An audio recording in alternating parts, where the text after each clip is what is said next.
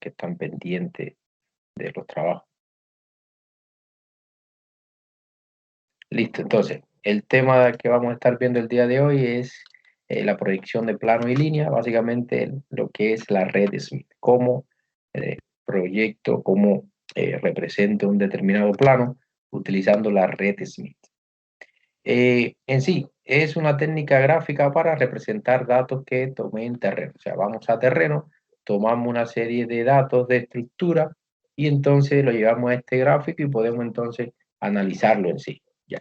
Eh, Acá lo vamos a mostrar cómo lo hacemos de manera manual, pero con el propio software DIPS que vamos a ver en la parte donde podamos realizar la actividad práctica, lo vamos a ver también. ¿Ya? Pero hoy lo vamos a ver cómo es la teoría, cuál es la teoría de esta técnica gráfica y cómo lo podemos realizar de manera manual. Entonces, uno de los aspectos relevantes en temas de estudio de estructura es precisamente que se recolecta una gran cantidad de datos y esos datos no los puedo interpretar si lo analizo solamente en una tabla en Excel, donde están todos los datos como lo que les mostré la semana pasada para el diagrama de Rosetta, sino que esos datos tengo que representarlos de alguna manera para que sea más fácil su interpretación, su evaluación. Y además, cuando estudio esos datos, puedo conocer hasta cierto punto en qué parte de una zona de estudio se pueden desarrollar algún problema de estabilidad, o básicamente de inestabilidad, donde puede fallar una determinada obra. Entonces, la experiencia como tal durante los trabajos ha mostrado que estas proyecciones esféricas brindan o sea, brindan aspectos bastante convenientes para representar esos datos geológicos y poder analizarlos. Básicamente hay dos tipos de proyecciones. Una es una proyección, se conoce como proyección equiareal o de Lambert o sencillamente Maya-Smith o Red Smith. Y la otra proyección es equiangular, que se conoce también como proyección estereográfica o falsilla de Gould. Van a notar que la metodología para representar los planos en ambas es igual, pero realmente la de Gould se utiliza más bien, o principalmente acá la utilizamos en la parte de cristalografía, y la red Smith es la que utilizamos acá en temas de geología estructural o en temas de geomecánica. Van a notar en el gráfico a qué se refiere a la equiareal y a la equiangular. Básicamente una conserva las áreas y otra conserva los ángulos. Tiene una pequeña variación en la forma del gráfico. Como aclaración, bueno, lo que le comentaba, que las proyecciones tienen los mismos procedimientos para representar de manera gráfica los planos, las rectas. Por tanto, vamos a centrarnos en la red de Smith, pero de la misma manera es la forma de representar en la falsilla de Wolf. Se plantea que si se hace la representación de una proyección equiangular, por tanto, vamos a utilizar la malla o falsilla del Wolf. Y si es en el caso de proyección equiareal, entonces utilizamos la malla de Smith. En este caso, la malla de Smith se aplica para analizar concentraciones de polo porque se mantienen las áreas, no se distorsionan las áreas. ¿Ya? Y en este caso, el análisis se puede realizar con mayor precisión, porque en el caso de la red Smith se concentrarían esos polos en la parte central de la red. ¿Ya? Es en sí la razón. Entonces, para ver esa diferencia, más que nada, lo van a ver de manera gráfica, pero sencillamente la de Wolf son una serie de arcos de circunferencia, ¿ya? Y en el caso de la de Smith, son arcos de circunferencia, pero que están distorsionados. Por eso se pueden conservar las áreas. La de Wolf se plantea que ofrece cierta ventaja, ¿ya? Cuando se usan en construcciones geométricas, pero, como le comentaba, eh, genera una cierta concentración en el centro y no guarda relación con las áreas. Para no complicarlo en cuál es la diferencia de una y otra en temas teóricos, sencillamente se lo voy a mostrar en una imagen. Esta es la falsilla de Smith o red de Smith y esta es la de Gould. Aparentemente no tiene mucha diferencia, dirán, bueno, ¿y cuál es la diferencia?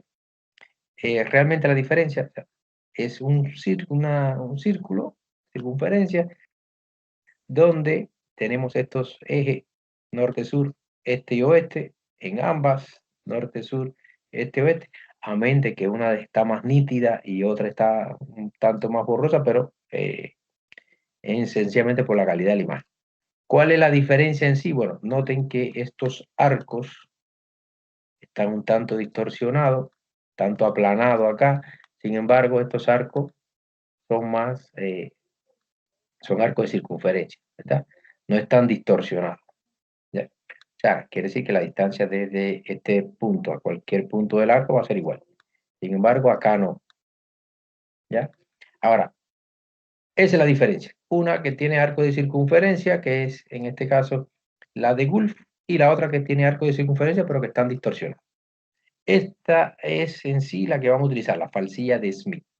Como le comentaba, norte, sur, este y oeste, y entonces en esta falsilla, al igual que en la otra, o red, acá tenemos el 0, estos arcos van cada 10 grados, por tanto este arco sería 10, 20, 30, 40, 50, 60, 70, 80, 90, y así hasta 360, o si lo medimos americana, no, hacia la derecha 90, hacia la izquierda 90. Y lógicamente, estas líneas que están en el entre las dos líneas más gruesas van cada 2 grados. Por tanto, esta sería la 22, 24, 26, 28 y 30. ¿Ya? Y entonces, donde se intersecta la línea norte-sur, este-oeste, sería el centro. Aquí tenemos, si partía a la hora de medir el manteo, que luego lo vamos a ver, acá tenemos el 0 grado, como estos arcos también van cada 10 grados, aquí tenemos 10, 20, 30, 40, 50, 60, 70, 80 y 90 grados. Nos va a servir para representar el manteo de las estructuras. Y las líneas más delgadas van cada 2 grados. Es en sí cómo están distribuidas las medidas, en ese caso, en esa medición, en esa red. ¿Ya? Luego entonces vamos a ver cómo un plano lo puedo representar en este gráfico y cómo puedo incluso determinar intersecciones de planos, ¿ya? Las líneas que se forman cuando se intersectan dos planos. Entonces, la de Smith es la que vamos a estar viendo, amén de que es la misma metodología para la de Gould. Entonces, la proyección estereográfica de un determinado plano en la naturaleza realmente no es tan exacta, no es tan perfecta, los planos no son completamente planos, rectos, ¿ya? Entonces, hay algunas irregularidades, pero esos errores de precisión, o sea, no es, en este caso, esta representación no es tan exactamente precisa en esos casos, porque los planos tienen cierta variabilidad. Eh, en ocasiones vamos a ver que por un tema también de comodidad podemos representar los planos de dos maneras. O puede ser a través de la representación del polo de un plano o de lo que se conoce como un círculo máximo. ¿Okay? Vamos a ver qué es cada uno de esos parámetros. Entonces, en esos casos, lo que vamos a determinar entonces eh, en el caso del que sean los polos, cuando hay muchos planos, entonces podemos también determinar concentración de polos, ¿ya? Realizar análisis estadístico de concentración de polos y entonces encontrar un plano promedio entre una gran cantidad de planos que tienen orientación más o menos similar. Eh, como le comentaba, la red de Smith se utiliza más en este caso de geología estructural porque en el caso de la de Gulf se generaría una concentración de puntos en la parte central del diagrama y por eso entonces se utiliza la red de Smith como tal. Ahora, esto es un pequeño ejemplo. Miren, esta es una representación con la red de Smith y esta con la falsilla de Gulf. Son los mismos planos que se representaron, pero pueden notar que hay pequeñas diferencias. En este caso no son tan visibles, pero sí hay una pequeña diferencia en cuanto a en qué zonas se han concentrado los polos. O sea, este es en sí concentración de polos. Una en proyección equiareal y una en proyección equiangular. Ya, la que vamos a utilizar es la equiareal. Aplicaciones. ¿Para qué sirve este diagrama? Bueno, para proyectar los planos, ya sea con esa proyección ciclográfica, ese círculo máximo, o con un diagrama de concentración de polo, o sencillamente con la representación de polo, que en ese caso los polos se conocen como polo pi de ese plano. Ya, luego les muestro qué es el polo. Se utilizan también para hacer análisis de la forma de plegamiento, de algún tipo de pliegue. Cuando hay muchas mediciones que tienen determinadas orientaciones similares, entonces puedo diferenciar grupos de mediciones y encontrar, como les comentaba, un plano promedio entre cada una de esas mediciones que lo vamos a realizar con el software, que es muy fácil en el caso de encontrarlo con el software. Se utiliza también para estudio de estabilidad de macizo rocoso, básicamente estabilidad de taludes, determinar ángulo de intersección entre planos. Vamos a pensar, por ejemplo, en la intersección de dos galerías, donde se intersectarían, donde se intersectan dos vetas en profundidad, qué orientación tiene. También para determinar la orientación de ejes principales de esfuerzo, manteos reales, medir ángulo entre planos, o sea, encontrar si se puede desarrollar alguna cuña. O sea, hay una gran variedad de aspectos que podemos resolver, de problemas que podemos resolver desde el punto de vista de estabilidad estructural y geomecánica. En sí, vamos entonces a ver qué es la proyección equiareal en este caso. Para representar un plano, primero lógicamente tenemos que tener la medición de ese plano, haberlo medido, haber medido esos planos que vamos a representar. Básicamente lo veíamos que a los planos se le determinan tres parámetros, que es la dirección de inclinación, el rumbo y el manteo. Ya vamos a pensar que ya contamos con esos datos. Lógicamente, a la hora de representarlo en el software, si vamos a utilizar software, debemos indicar qué tipo de medición es la que estamos colocando. O sea, esos datos a qué se refieren. A medición americana, a medición de derecho, qué tipo de medición es la que estamos colocando. Entonces vamos a pensar que ya medimos los planos, ya tenemos entonces esa medición y vamos a representarla. Para que se hagan una idea, qué es en sí o de qué manera podemos representar ese plano en un papel. Tenemos un plano en 3D que lo vamos a representar en una superficie en 2D. Vamos a pensar que vamos a ocupar una esfera y más bien la mitad de esa esfera, o sea, la parte inferior de esa esfera, que sería en este caso, y vamos a pensar que ese plano estaría representado por este rectángulo, tiene una orientación, o sea, esta es la esfera, estamos en un punto determinado del espacio y el plano tiene esta orientación. Bueno, en ese mismo propio punto donde estamos en el espacio, generamos una esfera y el plano entonces va a cortar evidentemente a esa esfera, ¿ya? Entonces, como vamos a utilizar la mitad de la esfera, llegamos acá. Esta imagen que tiene estas líneas sería el plano. Lógicamente, como el plano corta la esfera, en este caso sobresale de la esfera, pero solo vamos a utilizar o sea, hasta dónde el límite va a ser el límite de esa esfera que vamos a utilizar. ¿Ya? Por tanto, este sería el rumbo de ese plano. El plano se inclina hacia esta dirección con un manteo determinado y va a cortar la esfera, o sea, en este extremo. ¿Ya? Eso es de partida. Esta sería la forma que genera ese plano al cortar a esa mitad de la esfera, al hemisferio sur de esa esfera, si le queremos llamar. Entonces, hasta ahora estamos en 3D, ¿ya? Y necesitamos verlo en 2D. Sería más o menos algo así. Vamos a pensar que este es el plano, aquí tenemos realmente un cubo, pero de aquí evidentemente podemos llegar a una esfera.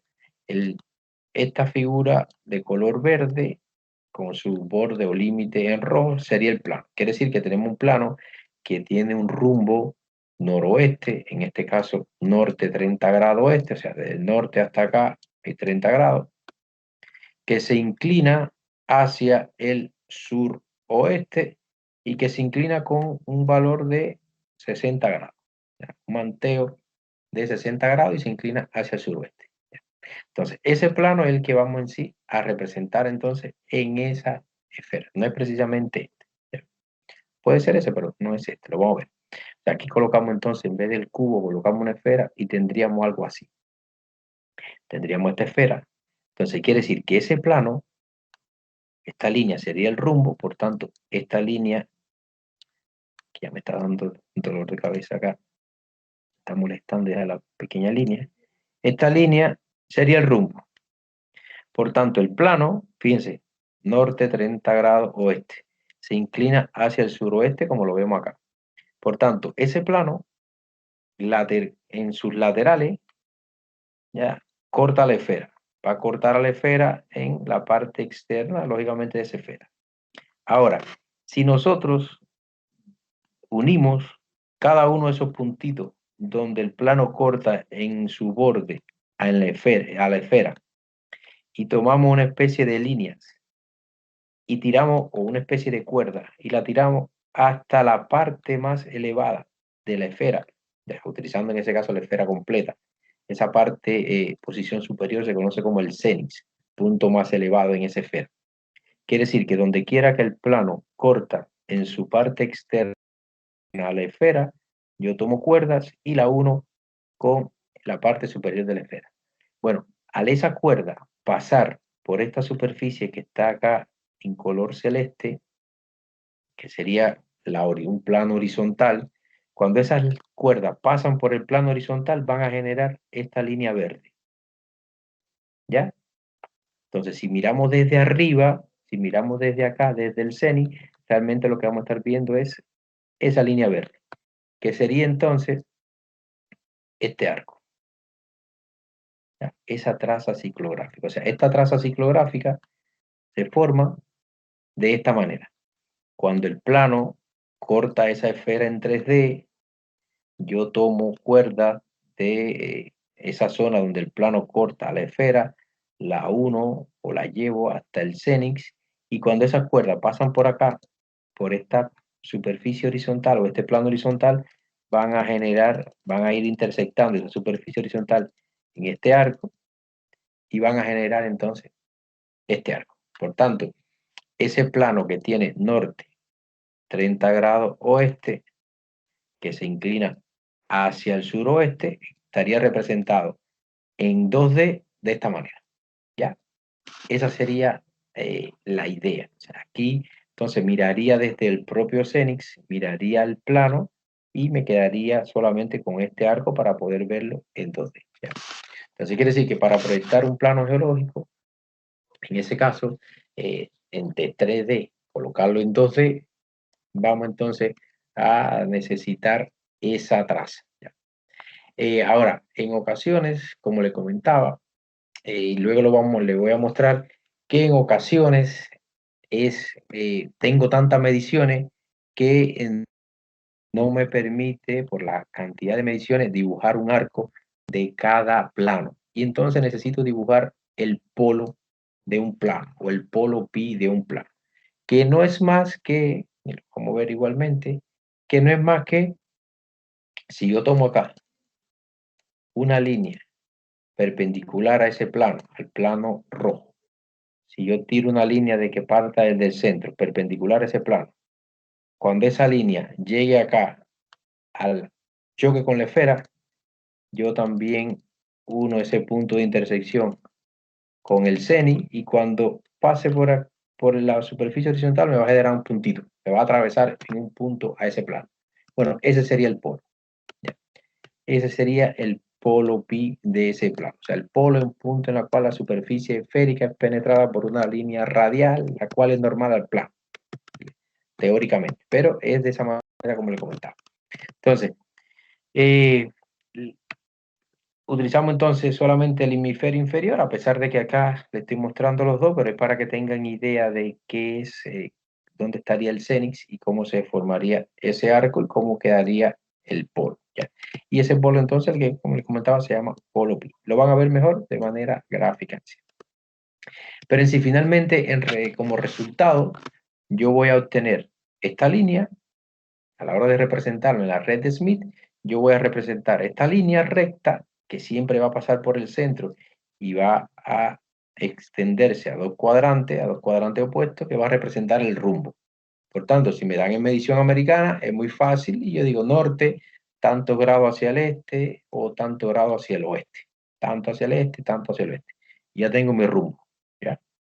Y entonces este arco, que está, vamos a decir, esta pequeña guatita, esta pequeña curva, va a estar orientada hacia dónde se inclina el plano. Como el plano en este caso se inclina hacia el suroeste, bueno, pues esa pequeña curva, ese pequeño arco va a estar orientado hacia el oeste, hacia el suroeste. Si el plano se orientase hacia el noreste, pues entonces estaría hacia este lado la curva. Y importante que el polo siempre va a quedar en el cuadrante opuesto hacia donde se inclina el plano. Quiere decir que si el plano se inclina hacia el suroeste, el polo va a estar en el cuadrante noreste. Si fuese lo contrario, que el plano se inclina hacia el noreste, entonces el polo iba a estar en el sureste. ¿Por qué? Por esto que le comentaba. El plano se inclina hacia acá, pero el polo yo lo tengo tirando una perpendicular a ese plano. Cuando llegue acá a la esfera, entonces tiro una línea que une ese punto donde la línea perpendicular al plano intersecta la esfera, uno ese punto con el cenit y cuando la línea pase por el centro, entonces va a marcar el polo del plano. ¿Ya? Tendría entonces rumbo, el arco que me indica hacia dónde se inclina el plano y el polo. Pero igualmente acá puedo representar el manteo, que en el diagrama anterior, en el diagrama de Rosetta, le comentaba que era solamente se representaba el rumbo, pero acá puedo representar también el manteo. Entonces, ¿cómo llego acá? La idea es, más que nada, más que conocer la teoría, es saber cómo llego acá, que es lo que les voy a mostrar entonces enseguida. Miren, acá lo podemos ver. Esta es la esfera, este es el plano, resumen de todo lo que le he dicho. Este es el rumbo del plano, ¿ya? Este es el límite del plano porque es donde el plano se intersecta con la esfera. Entonces, si yo tomo líneas de toda esta zona que se intersectan con el plano y la tiro con el cenit, me va a generar entonces este arco. Ya me va a generar este arco en esa superficie horizontal. Quiere decir que sale de que toda esta línea al pasar por aquí, cortan aquí a la superficie horizontal porque al unirla con el cenit. ¿Ya?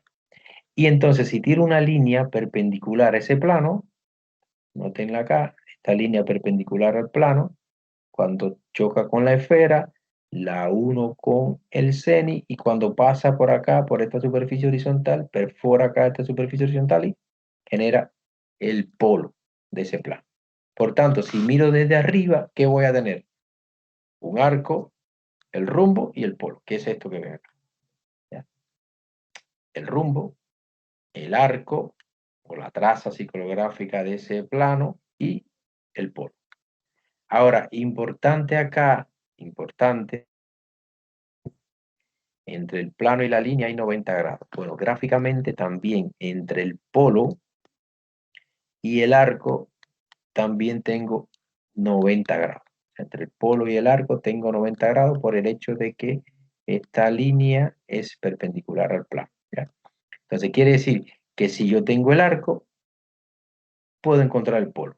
Y si tengo el polo, puedo encontrar el arco. Porque le comentaba, siempre están en cuadrantes opuestos, ¿ya? Uno y otro. ¿Ya? Por tanto, si tengo la traza ciclográfica y sé por dónde pasa, pues entonces encuentro el polo. Y si tengo el polo, pues puedo encontrar la traza ciclográfica. En ocasiones se representa solo arco y en ocasiones se representa solo polo. Depende de la cantidad de mediciones que tenga. Ya, esa sería la idea. La ventaja entonces del círculo máximo es que es su fácil interpretación, o sea, de esa traza ciclográfica se plantea entonces, o sea, quiere decir que de acá, teniendo este muy fácil de interpretarlo, pero sucede que solo me sirve cuando tengo 2 o 3 mediciones. Ya cuando son muchas mediciones, no hay quien entienda el gráfico. Entonces, quiere decir que, por ejemplo, un círculo máximo recto corresponde a un plano vertical. ¿Qué quiere decir en este caso? Bueno, que si acá, en vez de tener un arco, yo tuviese una línea solamente, lo que me estaría representando es que es un plano vertical, porque en cuanto al manteo, le comentaba que acá se puede representar el manteo, el cero, o sea, una superficie horizontal estaría, este sería el arco. Ya vamos a pensar que este plano, donde esta línea recta representa el rumbo, si este plano, que este es el rumbo, fuese horizontal, entonces estaría en el borde, porque el borde es donde está cero. Y si fuese un plano perpendicular, o sea, perpendicular, entonces quiere decir que sería una línea. No tendría esta guatita porque sería completamente una línea porque parto desde cero y en el centro tengo los 90 grados de inclinación. En resumidas cuentas, entre más cercano esté el arco del extremo, más horizontal va a ser el plano. Y entre más cercano esté el arco del centro, pues más inclinado va a ser ese plano. Tan sencillo como eso. Un círculo máximo curvado corresponde entonces a un plano con cierta inclinación y la curva siempre marca hacia la dirección de, aquí faltó, inclinación. Inclinación es lo que va ahí. O sea, quiere decir que la curva me está indicando que el plano en este caso se inclina hacia el noreste. En este caso, la curva me está indicando que el plano se inclina hacia el suroeste. Por tanto, es muy fácil de interpretar cuando tengo el arco. ¿Ya? La distancia entre el centro y la curva corresponde al manteo. O sea, aquí se plantea chinche porque cuando realizamos estos ejercicios, colocamos la red de Smith, ya que es la metodología, y encima le colocamos un papel diamante.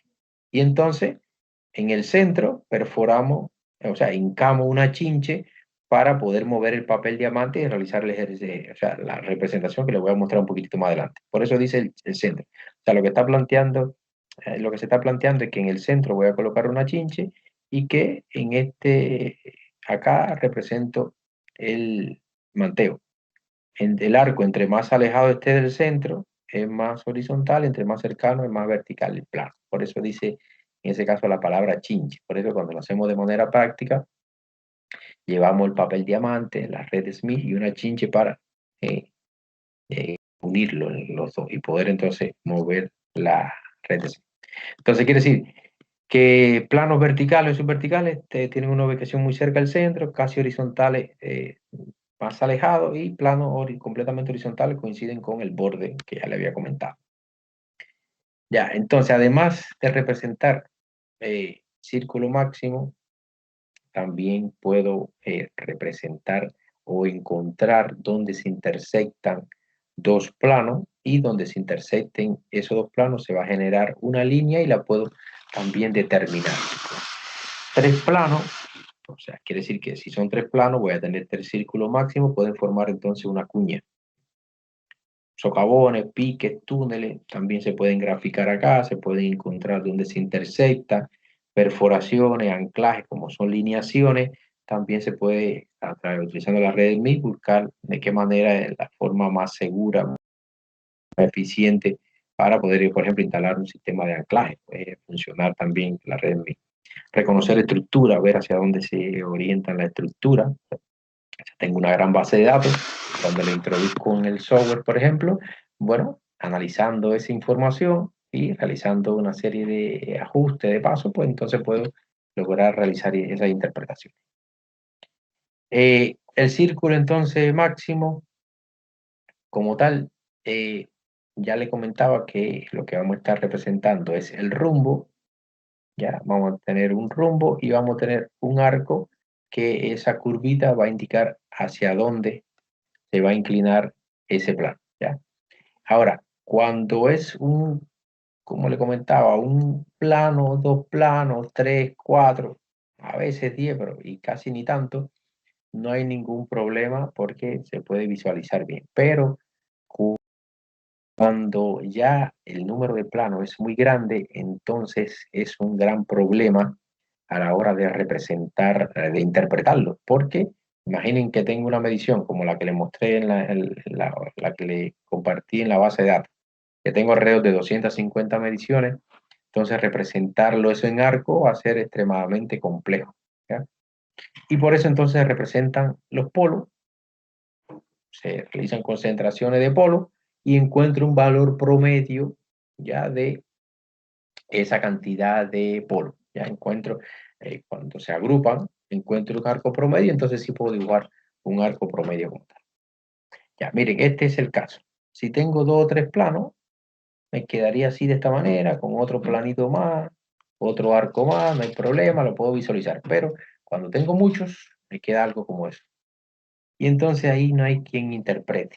No se puede, porque se visualmente sería imposible.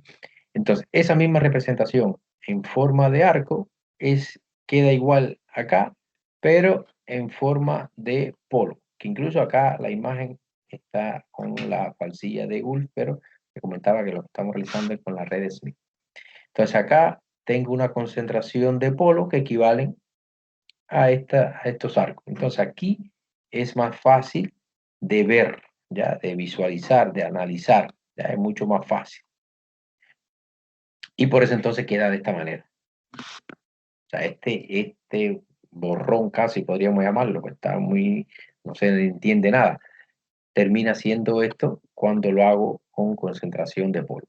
Siempre teniendo en cuenta que a la hora de interpretar tengo que saber que esta concentración de polvo que está en el cuadrante noroeste me está significando que hay una gran cantidad de planos que su inclinación es hacia el cuadrante contrario, ya, hacia el sureste. ¿Ya? Y entonces, este polo, si tomo, vamos a pensar que este es mi promedio, y tiro una línea que pase por el centro, ya me está indicando aproximadamente hacia dónde se inclina ese plano, ese plano promedio. Y recuerden que entre la dirección de inclinación y el rumbo, ya entre dirección de inclinación y rumbo hay 90 grados, por tanto quiere decir que este sería aproximadamente el rumbo de ese plano. Por eso acá dice que es una orientación norte 30 grados este, ya con 35 hacia el sureste. Ya, o sea, lo puedo interpretar igual acá. Si este es el polo promedio, bueno, tiro una línea. Aquí lo estoy haciendo manual, pero en el software sale muy bien. Y entonces quiere decir que el rumbo sería de esta manera. Por tanto, tendría una segunda orientación que estaría el rumbo norte 60 este con 40 y tanto, 49 en este caso hacia el noroeste. Recordar siempre que cuando es polo, el polo de los planos siempre está en el cuadrante contrario hacia donde se inclina el plano. Entonces, ¿cómo lo hago? Ya al menos tenemos la idea de cómo, o sea, el resultado al que puedo llegar. Ahora, vamos a ver seguidamente cómo llegar a poder representar ese plano en esa imagen. Vamos a pensar que tenemos un plano que tiene esta medición, norte 40 este con 50 sureste. Norte 40 este de rumbo, recuerden que esta es medición americana, con 50 grados hacia el sureste. La forma básicamente son 3 pasos, casi se podría decir, y es muy sencillo. Miren, ¿qué es lo primero que tengo que hacer? Paso número 1. Lógicamente tengo la red Smith, ¿ya? Y encima le coloco el papel diamante o papel calco, como le quieran llamar, ¿ya?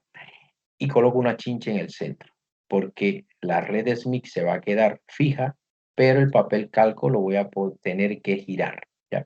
Entonces, como la red Smith tiene norte, sur, este y oeste, al colocarle el papel calco encima, le hago una marquita, al menos la marca del norte, y le pongo una N al papel calco, ¿ya?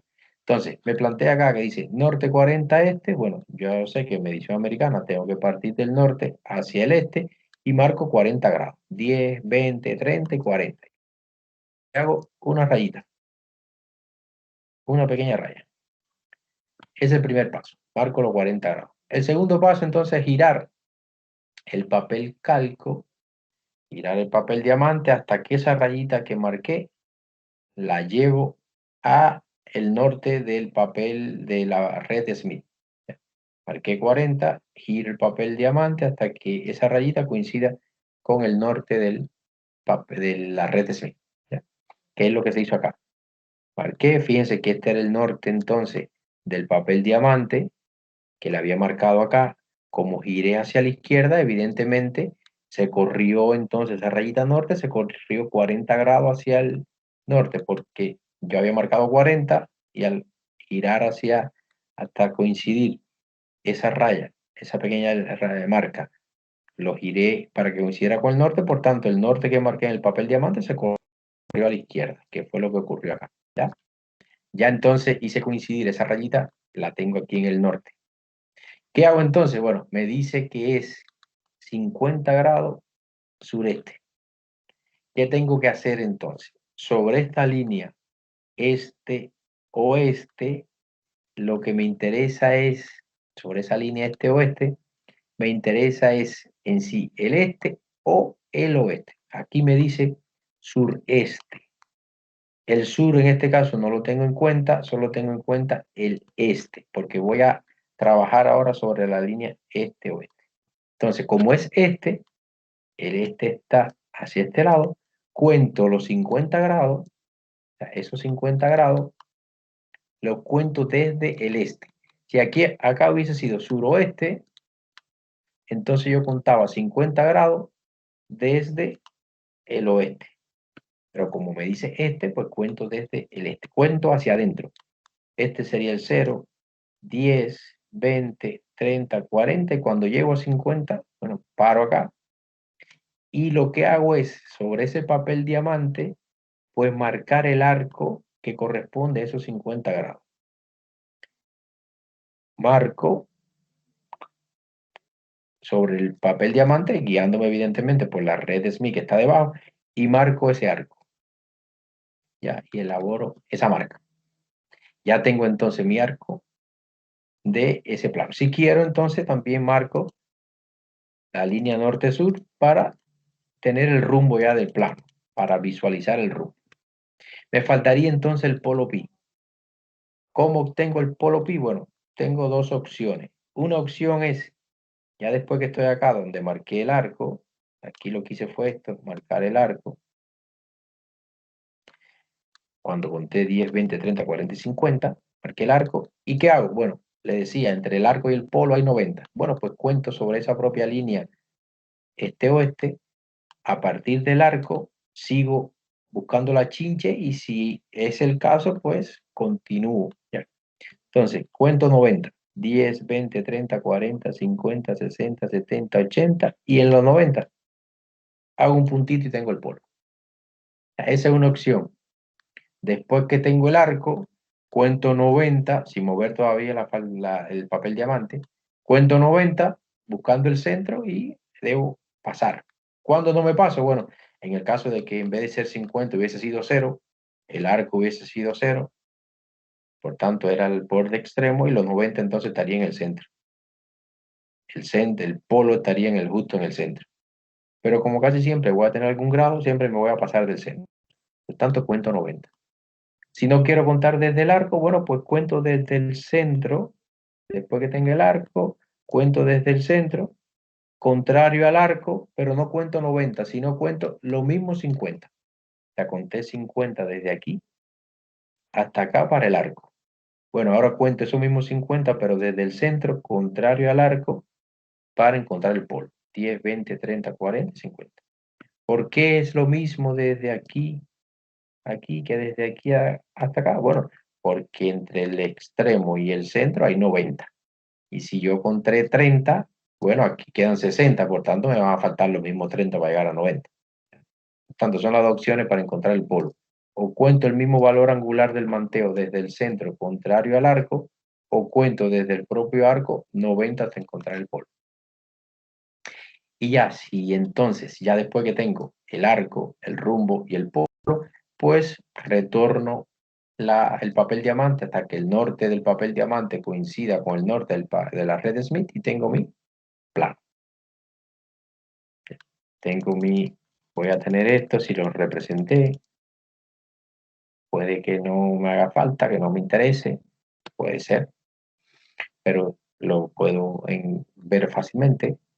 Tengo mi rumbo, esa línea representaría el rumbo del plano. Le digo que no hace falta porque si tengo este valor acá ya lo puedo determinar, pero si lo quiero visualizar de mejor manera, lo marco. Tengo mi arco y tengo el polo. Fíjense que el plano tiene 40 norte, 40 grados hacia el este, lo puedo comprobar. Este es el este, bueno, si el rumbo es noreste. Ah, tengo que verificar el grado, pero al menos es noreste. Y el plano se inclina hacia el sureste, evidentemente porque la guatita está hacia el sureste. Puede ser que aquí me equivoque y en vez de contar desde el este hacia adentro, cuente desde el oeste hacia adentro. Me va a quedar entonces aquí al revés. Y cuando lo vea acá, me voy a dar cuenta que está mal, porque me decía que era sureste y sin embargo está la guatita hacia el noroeste. Por tanto, está mal. Pero aquí me doy cuenta que está bien. Y el polo está contrario al cuadrante hacia donde se inclina el plano, pues estaría todo correcto. Y ya tengo entonces mi traza ciclográfica. Vamos a verlo ahora un poquito más paso a paso, ya un poquito más de manera visual, tanto mejorado. Mire, tengo este plano. Norte 30 grados oeste con 40 hacia el suroeste. ¿Qué es lo primero que tengo que hacer? Colocar el papel diamante encima y marcar el norte. Marco el norte, haría esa flechita. Coincidiendo el papel diamante, el norte del papel diamante con el norte de la red Smith, que es este gráfico. ¿Qué es lo primero que tengo que hacer? Bueno, marcar 30 grados. 10, 20 y 30. Le decía que estos arcos van cada 10 grados. Por tanto, 10, 20, 30. Aquí tengo 30 grados. ¿Ya? Y aquí marco una rayita. Si quiero, ya puedo automáticamente tirar mi línea de rumbo. ¿Ya? Porque ese va a ser mi línea de rumbo. ¿Cómo lo hago? Bueno, 10, 20, 30. Recuerden, 30 grados hacia el oeste es lo mismo que sur 30 grados hacia el este. Por tanto, tomo una regla y uno 30 grados acá, con 30 grados acá, lo uno. ¿Ya? O si no, después que marco 30, pues tiro una línea hasta el centro y evidentemente que si la continúo, me va a quedar aquí en 30. O si no quiero hacerlo de esa manera, no quiero marcar en este momento el rumbo, pues sencillamente marco una pequeña línea, hago una pequeña marca y cuando gire, marco el rumbo sobre esa línea norte-sur. Como quiera, es igual. Pero bueno, ya marqué 30. ¿Qué hago el segundo paso? Bueno, llevar entonces esa marquita a que coincida con el norte de la red Smith. Fíjense, esto es lo que tengo que hacer. Hasta que coincida con la red Smith. Evidentemente, la marca que realicé primero en el papel calco, marcando el norte de la red Smith, se va a correr. ¿Cuánto? Lo mismo que giré. Si acá marqué 30, giré 30 grados, evidentemente, para que coincidiera, pues entonces esa marquita se va a girar 30 grados. Ahora, ya tengo en ese caso marcado el rumbo. Terminé con esta parte. Me hace falta entonces marcar o representar el manteo y la dirección de inclinación. Fíjense, acá dice sur-oeste. En este caso lo que me interesa es el oeste, porque voy a representarlo sobre la línea este-oeste. Si acá fuese sureste, pues empezaba desde acá. Pero como dice sur-oeste, pues empiezo desde acá hacia adentro. Este es el 0 y tengo que contar 40. ¿Ya? 10, 20, 30 y 40. Y cuando llegue a ese 40, pues entonces lo que me queda es marcar mi arco. ¿Ya? Muy sencillo. 40 grados desde el oeste, marco el arco. Y listo.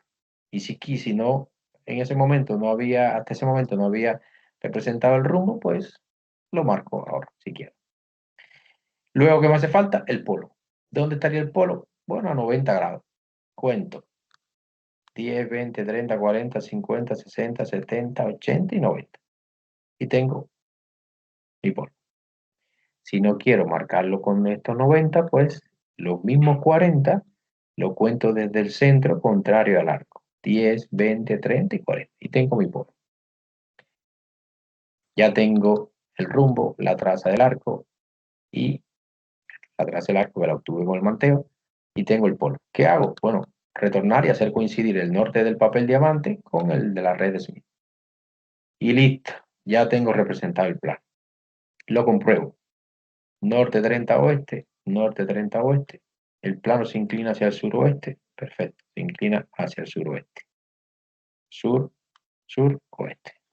El polo tiene que estar entonces en el cuadrante noreste. Perfecto, está todo bien. Incluso acá es muy fácil transformar esta medición a medición de círculo completo. Porque el 40 lo voy a mantener. Y si yo tiro una línea desde el polo que pase por el centro a donde llegue acá, va a ser entonces, en ese caso, la dirección de inclinación.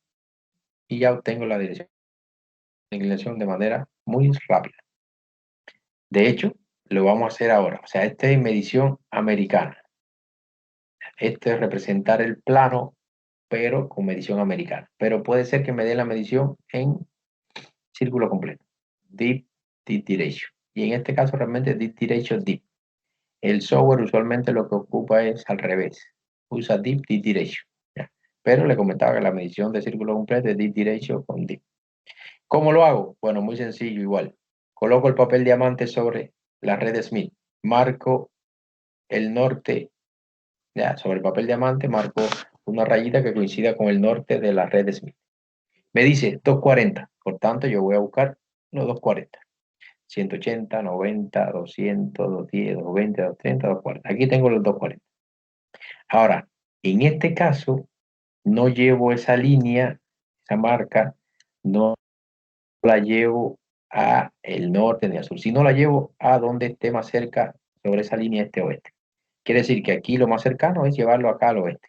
Si la línea estuviese hacia acá, pues entonces la llevaba hacia el este. Si estuviese hacia acá, pues la llevaba hacia el este también. Y si estuviese hacia esta parte, pues la llevaba hacia el este. Ya quiere decir que si está en el cuadrante noroeste o sureste, suroeste, la llevo acá. Si está en el noreste o en el sureste, pues la llevo acá. Llevo entonces esa línea, fíjense. Marco el 240 y luego llevo esa marca al oeste. Evidentemente esto se corrió. Ya se corrió un tanto porque hice ese giro. Entonces, me dice que es 40 grados. Por tanto, ¿qué hago? Marco 40. 10, 20, 30 y 40. Y ya después que tengo los 40, pues muy fácil tengo mi arco. Y ahí mismo coloco la línea norte-sur para el rumbo y encuentro el manteo. ¿Dónde estaría el manteo? A 90 grados. O a 40 desde el centro, 10, 20, 30, 40, o a 90 desde la línea, desde el arco. Ya tengo mi polo. ¿Ya? Y tengo entonces también mi rumbo. Y listo, muy sencillo. Fíjense que es bastante sencillo.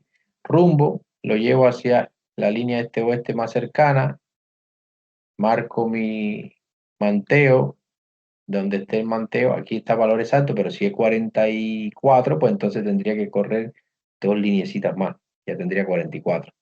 O 46 serían tres, ¿ya? O 42 que sería una sola, o 43 que sería una y la mitad de la otra, a escala ahí.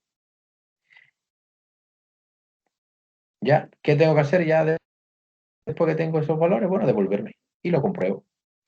240, sí, la guatita está hacia acá y si tiro una línea desde el polo que pase por el centro, me tiene que marcar los 240.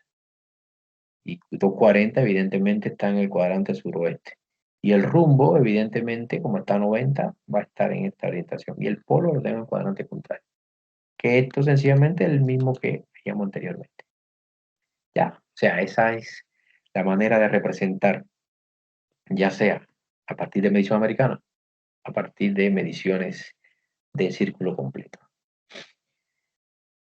Ahora, vamos a pensar entonces en el caso de que que ya tengo una información representada, pero lo que está representado en esa red de Smith es un polo y necesito conocer las mediciones de ese plano. O sea, solo o sea, me pueden brindar un gráfico donde esté representado el polo y yo necesito llegar a determinar la dirección de inclinación, el rumbo de ese plano. ¿Cómo hago? Bueno, realizo entonces el trabajo de manera inversa en ese caso, contrario a lo que acabo de ver. O sea, va a estar el polo y lo que hago es girar la transparencia hasta que el polo esté sobre la línea este-oeste. Fíjense que siempre hemos encontrado el polo en esta línea este-oeste. Pues entonces, si tengo un polo, pues yo lo llevo entonces a la línea este-oeste.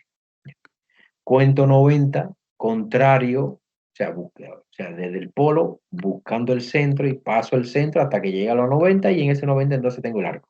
Y ya tendría entonces la representación del arco y solo tendría que hacerlo coincidir con el norte y listo. O sea, la red de Smith con el norte del papel diamante y ya estaría completo. Fíjense, lo vamos a ver acá.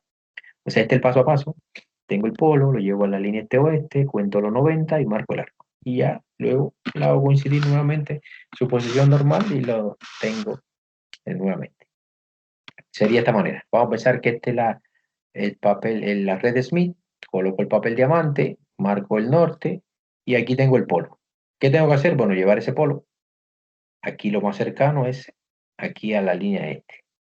Si estuviese acá, al oeste, si estuviese aquí también al oeste. Pero como está acá, la llevo al este. Ya, fíjense, me moví, evidentemente el norte que estaba acá se movió también. ¿Ya? ¿Qué hago entonces?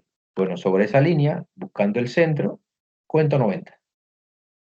Y cuando llega a 90, pues marco el arco.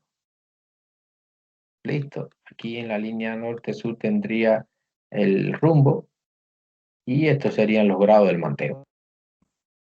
Lo cuento y listo. Lo giro hasta que coincida el norte del papel diamante con el del Red Smith, ¿ya? Y ya tengo entonces, o sea, ya aquí tengo los 40 del manteo.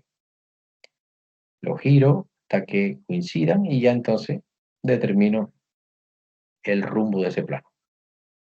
Es extremadamente sencillo. Si quiero saber la dirección de inclinación, bueno, o la transformo por acá o sencillamente tiro una línea desde el polo que pase por el centro y lo que me marque sería la dirección de inclinación.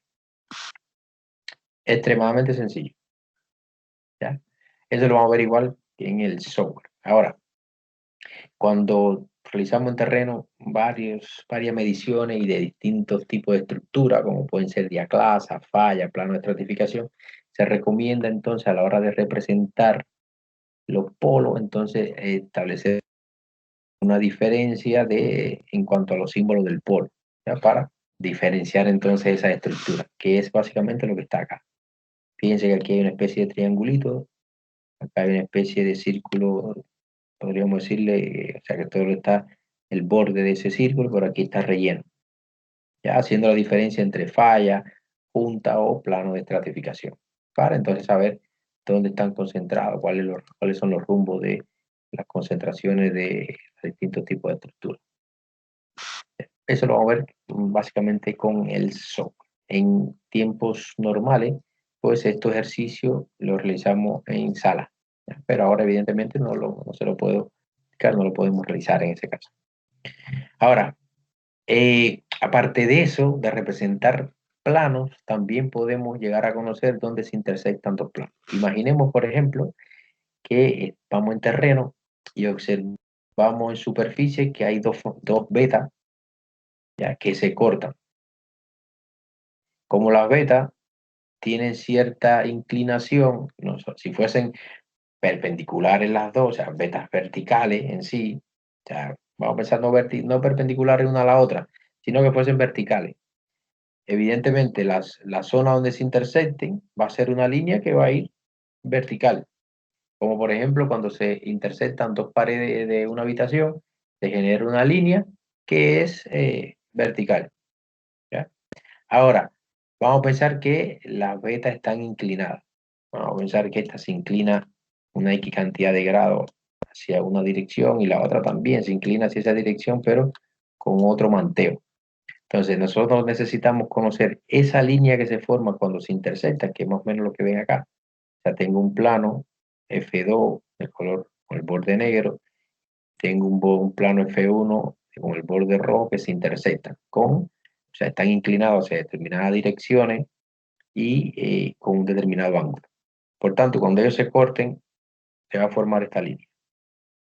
Necesitamos entonces conocer en superficie, observamos cómo se intersectan, pero no sabemos hacia dónde es que se dirige la línea que se forma cuando se intersectan esas dos vetas. En minería eso es importante porque en ocasiones la zona de mayor ley es precisamente donde se intersectan las vetas, ¿ya?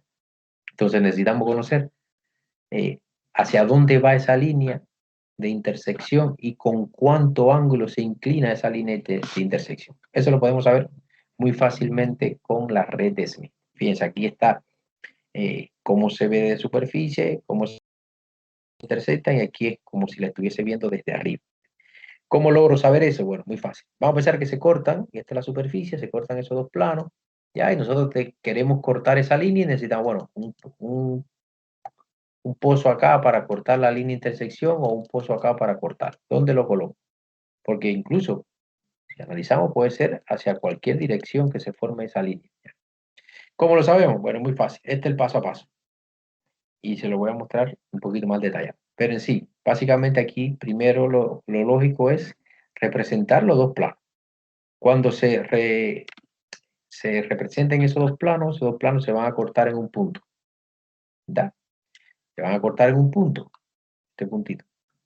Bueno, yo solo tengo que hacer, lo que tengo que hacer es entonces llevar ese punto a la línea centro-norte y medir el ángulo desde el norte hasta donde está ese punto de intersección y desde el norte del papel de la red Smith al norte del papel diamante. Es muy sencillo. Ahora, tener en cuenta que cuando hablamos de plano, hablamos de dip y de dip direction, la dirección de inclinación y de strike, el rumbo. O sea, hablamos de inclinación del plano, que es el dip, hacia dónde se inclina, dirección de inclinación o dip direction, y rumbo o strike, que es en sí el rumbo de ese plano. Ahora, las líneas no tienen rumbo en este caso. Sí tienen inclinación y dirección hacia donde se inclinan. Pero para hacer una diferencia con los planos, cuando se habla de inclinación de una línea, no se habla de manteo, sino se habla del plunge. Y cuando se habla de la dirección hacia donde se inclina esa línea, se habla de el tren. O sea, estos términos se utilizan para dirección de inclinación y manteo o inclinación de líneas. ¿Cómo llego acá? ¿Cómo llego a conocerlo? Muy fácil. Ya le comentaba. El punto de intersección lo llevo hasta ese punto, esta línea centro-norte. Si mido desde el norte hasta donde está el punto, tendría el manteo de esa línea de intersección. Y si mido desde el norte hacia el norte del papel diamante, tendría la dirección hacia donde se inclina. Ese sería el paso a paso. ¿Cómo lo hago? Muy sencillo. Este es mi red Smith. Le coloco encima el papel diamante, pongo la chincha en el centro, marco el norte. Sobre el papel diamante hago una línea marcando el norte de la red Smith. Represento los dos arcos.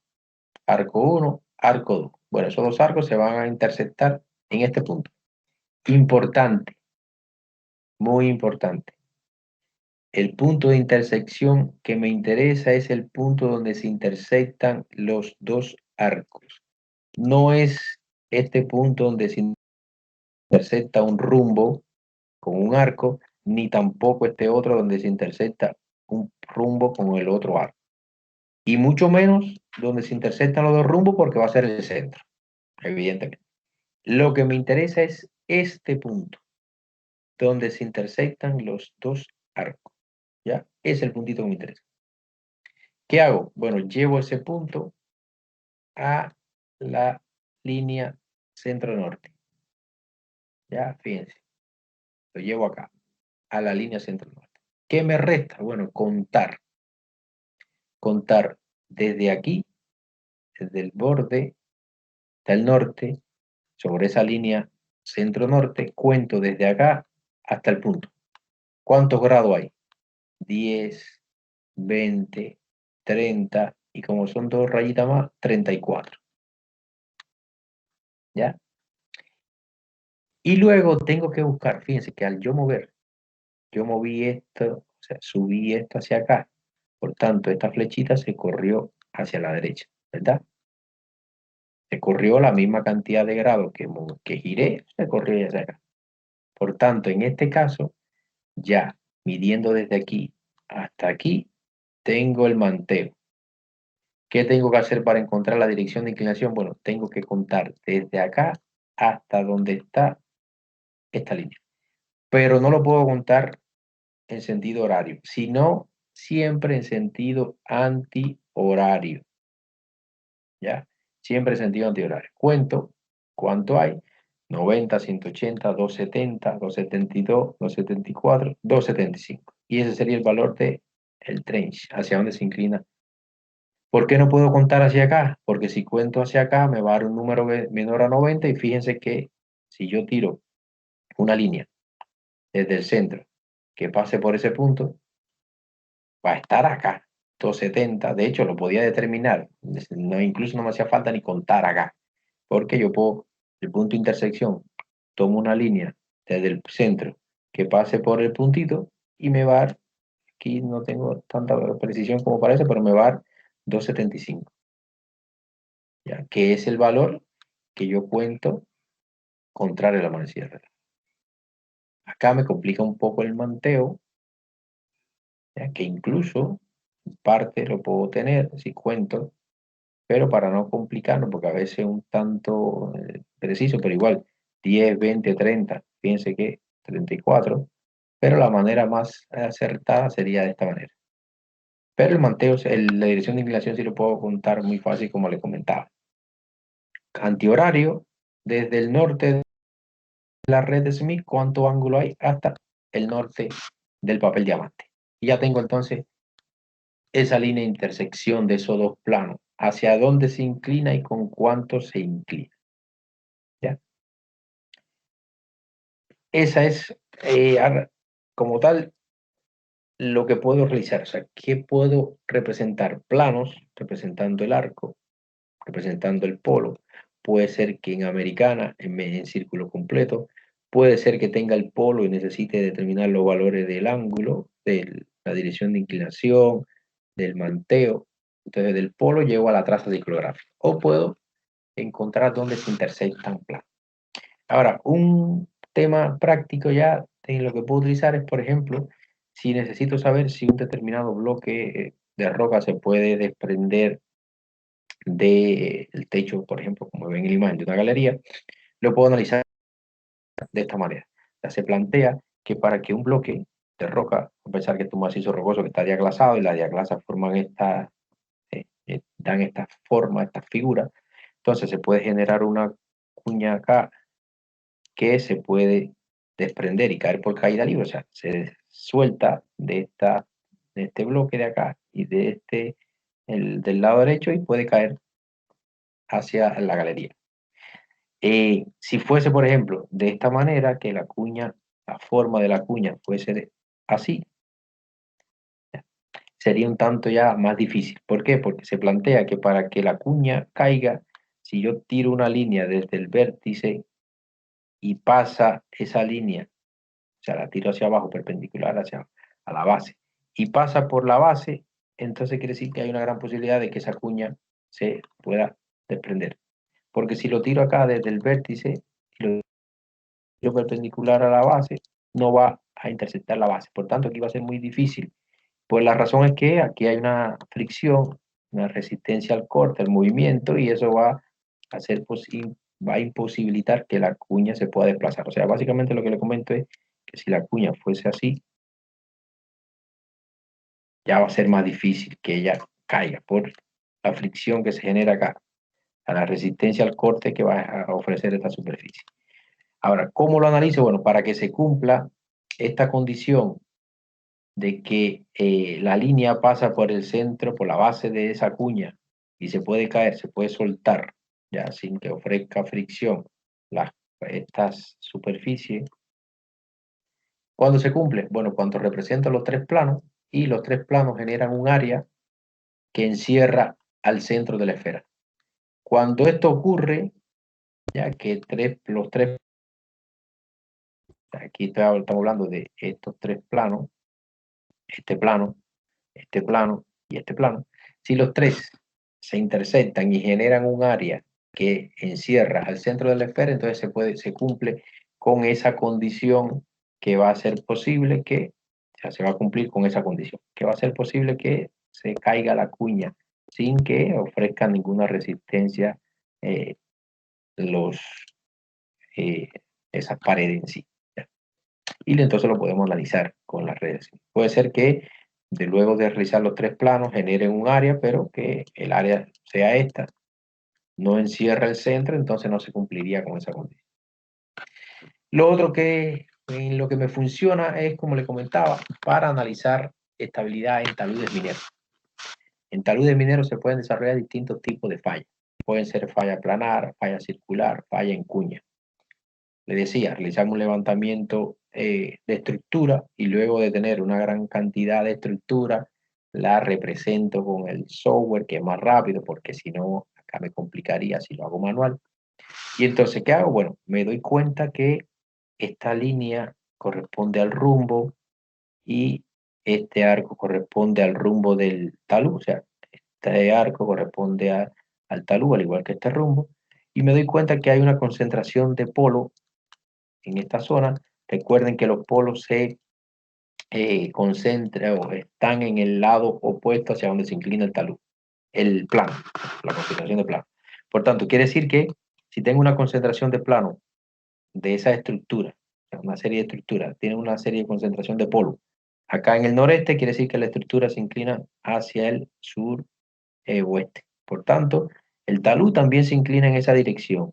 La estructura también se inclina en esa dirección. Por tanto, te voy a tener una posibilidad de fallamiento planar. Lógicamente, deben darse varias condiciones, ¿ya?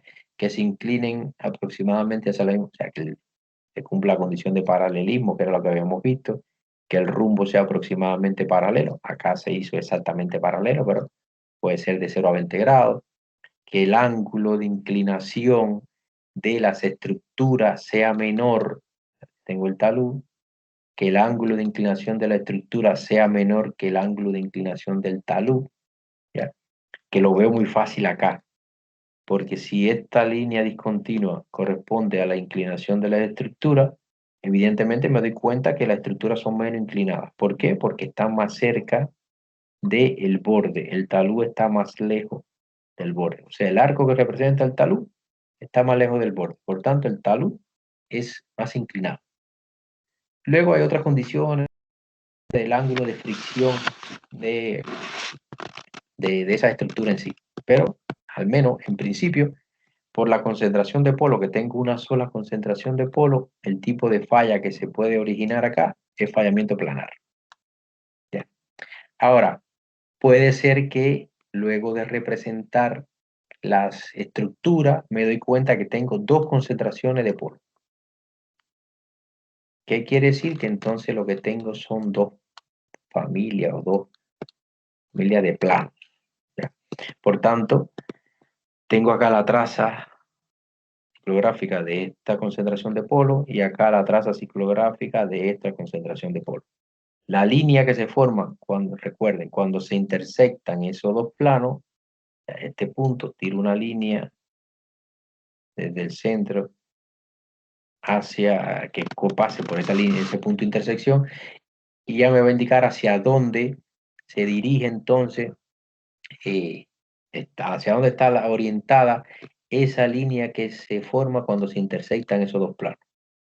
Y entonces lo analizo con la orientación del talud. Por tanto, si tengo estas dos concentraciones de polo, que es diferente acá, que tengo una sola, entonces el fallamiento que puede ocurrir en ese talud es fallamiento en cuña.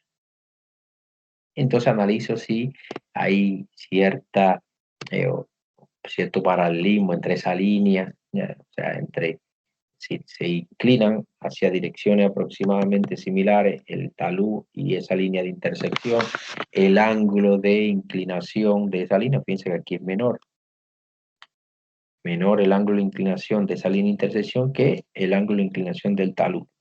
Por tanto, ya tengo dos condiciones que me desfavorecen, no me son favorables. Y puede ser también fallamiento por volcamiento. En este caso, noten que este es el talud, el arco del talud, y el polo, la concentración de polo está hacia la misma zona donde se inclina el talud. Fíjense, es una sola concentración, al igual que acá, pero la concentración de polo está contrario, en el cuadrante contrario hacia donde se inclina el talud, indicándome entonces que la inclinación de esos planos es hacia donde mismo se inclina el talud. Ahora, en este caso, la concentración de polo está en el mismo cuadrante hacia donde se inclina el talud. Por tanto, lo que me están indicando es que acá lo que puede ocurrir es un volcamiento en sí. Los planos se inclinan hacia adentro del cerro, o sea, tengo algo así. Los planos se inclinan hacia adentro de el cerro, pero puede ocurrir volcamiento de estrato, ¿ya? Que se vuelquen en sí. O sea que en dependencia de la forma que adquieran esa concentración de polvo, luego de que se represente, entonces me va a dar una idea de qué tipo de fallamiento puedo tener en el Z.